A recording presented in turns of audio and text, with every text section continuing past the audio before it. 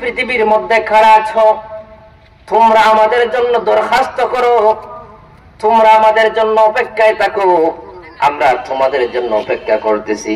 তোমরা রোজা রাখো, রহমত মাগফিরাত এবং নাজিল এবং নাজাত তোমরা আল্লাহ রাব্বুল আলামিনের কাছ থেকে অর্জন করো, তাহলে আমরা তোমাদের জন্য হয়ে যাব।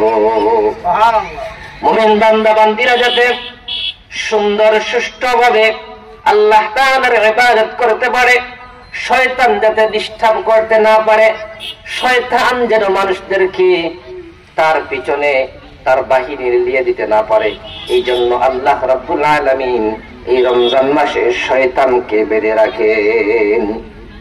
তাহলে এই যে রমজান মাস, এই রমজান মাসের মধ্যে আল্লাহ তাআলা জান্নাতের সবগুলো গেট দরজাকে খুলে দেন, জাহান্নামের সবগুলো দরজাকে বন্ধ করে দেন। মুমিন বান্দা বান্দীদের জন্য রহমত মাগফিরাত নাজাতের ব্যবস্থা করে দেন, এবং শয়তান যেন মানুষদেরকে আল্লাহ তাআলাকে ডাকতে নিষেধ করতে না পারে, বাধা না দিতে পারে, এই জন্য তাকেও বেঁধে রাখা হয়। তাহলে এত সুন্দর এত ভালো মাস অন্য কোন মাস নয়, একমাত্র যেই মাস, সেই মাসের নাম হচ্ছে রমাদান। ভাই আলহামদুলিল্লাহ। তো সেই রমজান মাস আমাদের একেবারে নাকের ডগায়, একেবারে কাছাকাছি। দুই একদিন পরে আমাদের সামনে সেই রমজান চলে আসবে। সেই রমজানের অত্যন্ত গুরুত্ব এবং ফজিলত রয়েছে। আল্লাহ তাআলা এই রমজান মাসের মধ্যে আমাদেরকে এবং যারা রোজা রাখবে আল্লাহ তাআলা তাদেরকে মাফ করে দেওয়ার ঘোষণা রয়েছে। হাদিসের মধ্যে এসেছে, যারা এই রমজান মাসে রোজা রাখবে আল্লাহ তাআলা তাদেরকে মাফ করে দেন, এবং যারা সাহরি খাইবে, তারাবির নামাজ পড়বে, তাদের ব্যাপারেও মাফের ঘোষণা রয়েছে। বলেন সুবহানাল্লাহ। তো এই রমজান মাস উপলক্ষে আমাদের সামনে কয়েকটি কাজ রয়েছে। এখনো যেহেতু রমজান মাস শুরু হয় নাই, তাহলে শাবান মাসের শেষ দিকে রমজান মাসের চাঁদ দেখা, সেই চাঁদ দেখাটা আমাদের জন্য সুন্নত। এই জন্য আমরা চাঁদ দেখার সুন্নত পালন করবো তো ইনশাআল্লাহ। 2 নম্বরে আমাদের সামনে যে বিষয় রয়েছে সেটা হচ্ছে সর্বপ্রথম সাহরি খাওয়া। সাহরি খাওয়া সুন্নত। সাহরি খেলে কি হয়? সাহরি খেলে বরকত হয়। আল্লাহ রাসূল সাল্লাল্লাহু আলাইহি ওয়াসাল্লাম বলেন, হিন্দু বৌদ্ধ খ্রিস্টানরাও কিন্তু রোজা রাখে, তারাও কিন্তু উপবাস থাকে, তাদের রোজা এবং আমাদের রোজার মধ্যে মৌলিক যেই পার্থক্য রয়েছে সেটা হচ্ছে তারা সাহরি খায় না, কিন্তু আমরা সাহরি খাই। এই জন্য সাহরি খাওয়ার সুন্নত। হতে পারে 1 গ্লাস পানি দিয়েও হতে পারে, অথবা খেজুর দিয়েও হতে পারে, শরবতের মাধ্যমেও হতে পারে, পেটের মধ্যে খিদা থাকুক অথবা না থাকুক, কিন্তু ওই সাহরি আমাদেরকে খেতে হবে।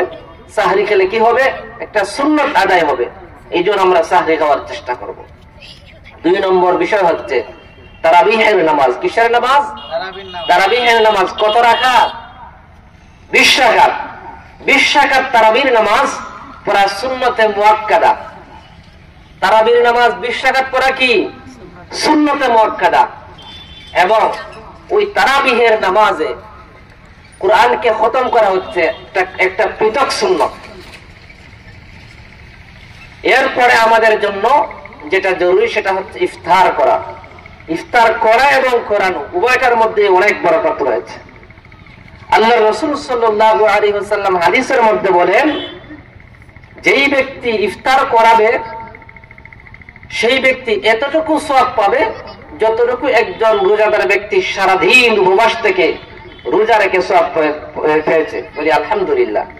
এই জন্য বিষয়টা এমন নয় যে সেই ব্যক্তি সারাদিন রোজা রাখলো এবং রোজা রেখে সওয়াব পাইল, কিন্তু আমি তাকে ইফতার করানোর কারণে আমিও তার সম পরিমাণ একটা রোজা রাখার সওয়াব পাইব, কিন্তু তার ভাগ থেকে সওয়াব কমিয়ে আনা হবে না, বরং পৃথক ভাবে আমাকে একটি রোজা রাখার সওয়াব দেওয়া। বলেন সুবহানাল্লাহ।